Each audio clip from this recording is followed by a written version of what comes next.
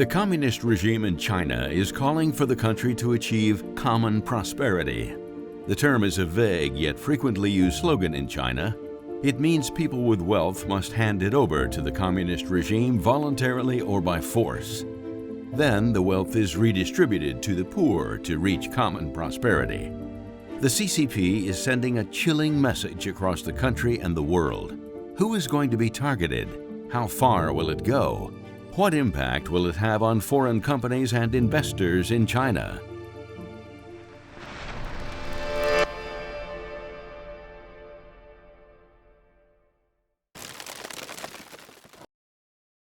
China has a big income distribution gap between the rich and the poor. Income inequality among China's 1.4 billion people has increased over the last few decades.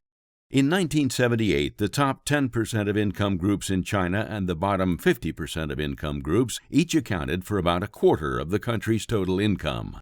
According to the World Bank, by 2018, the top 10% accounted for more than 40% of the country's total income, while the bottom 50% accounted for less than 15%.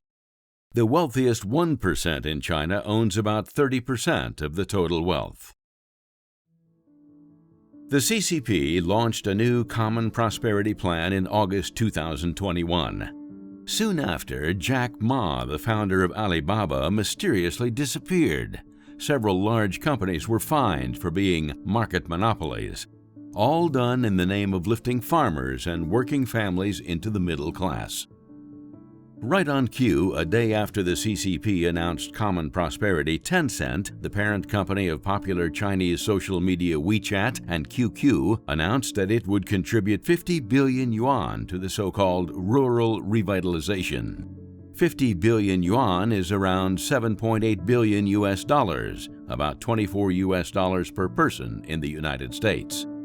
Other private company owners followed suit. Zhang Yiming, the former CEO of ByteJump, donated 500 million yuan. Wang Xing of Meituan gave out 2.27 billion US dollars. Lei Jun of Xiaomi donated 2.2 billion US dollars. Huang Zheng of Jindo contributed more than 2.2 billion US dollars and pledged to donate all net profits the coming year. After Alibaba donated 15.8 billion US dollars, around 49 US dollars per person in the United States, Jack Ma mysteriously reappeared in public. The CCP's Common Prosperity seems all the rage among the CCP elites as well. In a high-profile event, Zhejiang's party secretary Yuan Jiajun led the provincial leaders to donate a day's worth of wages on September 3rd, dubbed China's Charity Day. So far, wealthy Chinese entrepreneurs and companies have made such wealth-sharing moves out of fear. What about foreign companies in China? In October 2021, Apple joined many other Chinese big tech companies. It pledged donations for flood relief efforts in China's Shanxi province. If one does not make donations, the CCP finds other ways to make foreign companies open their checkbooks. For example, in 2015, U.S. chipmaker Qualcomm was fined nearly $1 billion US dollars for anti-competitive practice using China's anti-monopoly law. China's top legislature, the National People's Congress Standing Committee, passed the anti-foreign sanctions law on June 10, 2021. Under the law, those involved in making or implementing discriminatory measures against Chinese citizens or entities may find themselves on a blacklist to be sanctioned. Their assets within China may be seized or frozen. The new law can provide the Chinese authorities with another tool to punish the targeted ones.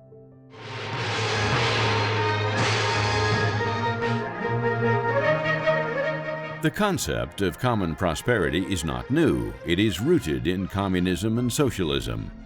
Communists claimed on the first day of its debut that they would eliminate capitalists and liberate proletarians to reach the worldwide egalitarian utopia.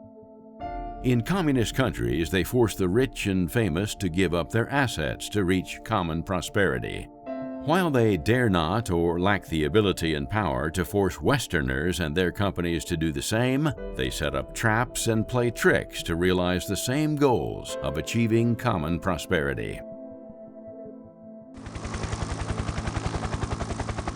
In the early 1990s, right after the Tiananmen Square massacre of students on June 4, 1989, the entire world condemned and sanctioned the CCP economically and militarily. The CCP needed money and technologies to survive. They resorted to the tactic of keeping a low profile while waiting for opportunities. They allowed a small percentage of people to become rich first. They passed laws and regulations to incentivize Western investments and technologies. Their baits included tax breaks, a massive pool of cheap labor, and a market of 1 billion people. At the same time, the CCP imposed stringent conditions. For example, Western companies must build Chinese partners' abilities to produce indigenous products. The CCP compelled foreign companies to allow Chinese engineers in shadow engineering. The CCP obtained knowledge and technologies from design to manufacture of world-class products. They used Western money, technologies, and expertise to build a strong and comparable Chinese industry and economy. Undeniably, after 30 years of open checkbook support from the Western world, now China has become the second superpower in the world, economically and militarily.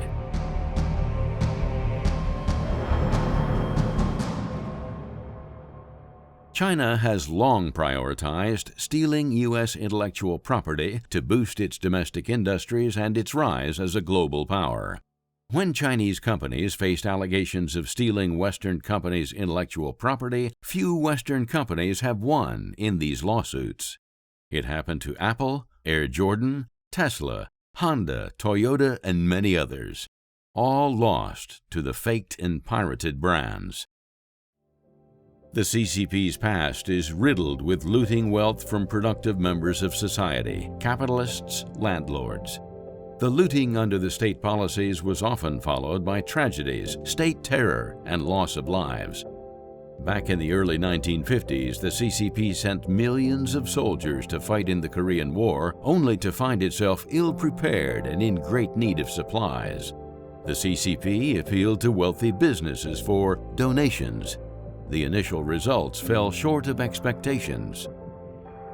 Among the first capitalists to be sacrificed was Wang Kangyan, owner of a well-known Dakang pharmacy store in Shanghai. After the military bought medical preparations from him, the CCP twice did not pay the bill. Mr. Wang declined to fill the third order. The CCP accused Wang of bribing officials and taking the army's money. None of the accusations was true. The state-run media stirred the pot against capitalists. People denounced Mr. Wang in disgust. Eventually, a firing squad executed him. After Mr. Wang's arrest, capitalists and industrialists all over the country responded warmly to the CCP's call for donations. There was a fervent wave of aircraft donations. They donated money for the military to buy airplanes.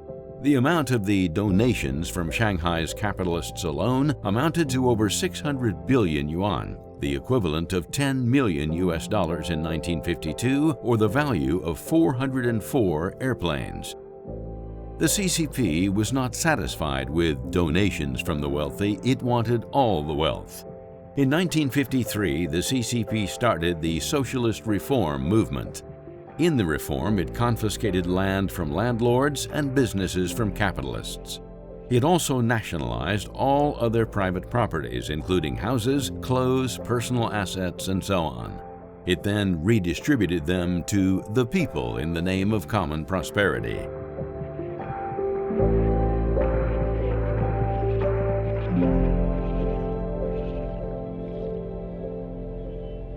Did the socialist reform lift farmers and working families into the middle class? The CCP seized wealth but never allowed farmers or workers to own the land or the business. Wealth becomes the CCP's instrument to control the people and maintain its power. Within years of the socialist reform, the economy was on the brink of collapse. During the Great Chinese Famine from 1959 to 1961, tens of millions died of starvation. It is widely regarded as the deadliest famine and one of the greatest man-made disasters in human history. If the CCP wants to follow the 1950s model in its latest Common Prosperity Plan, it will find an ironic difference. Today's capitalists and wealthy elites are CCP officials. These officials serve the very backbone that holds the CCP power structure together. Over the past decade, CCP officials and their families have become the wealthy elites in today's mainland China.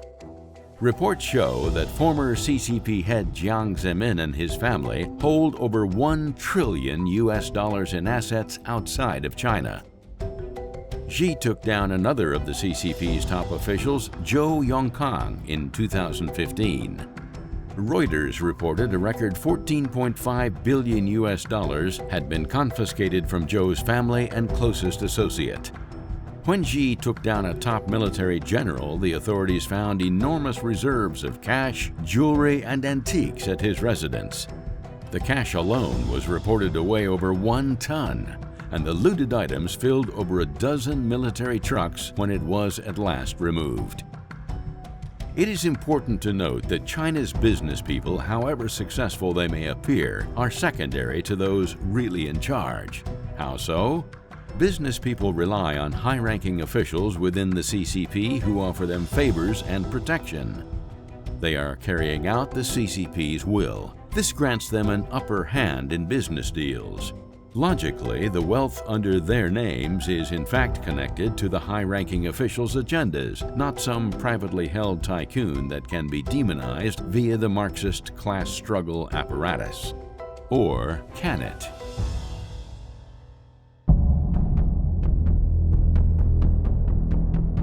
Since 1840, when the Communist Manifesto was published, communists have never given up their endeavors of robbing the rich to aid the poor, or in other words, common prosperity. Whether the CCP uses violence and killing to redistribute the wealth, or uses traps and tricks to grab money and technologies from foreign companies and investors, the goal is always the same, that is, common prosperity. This is how they are achieving the socialist and communist utopia.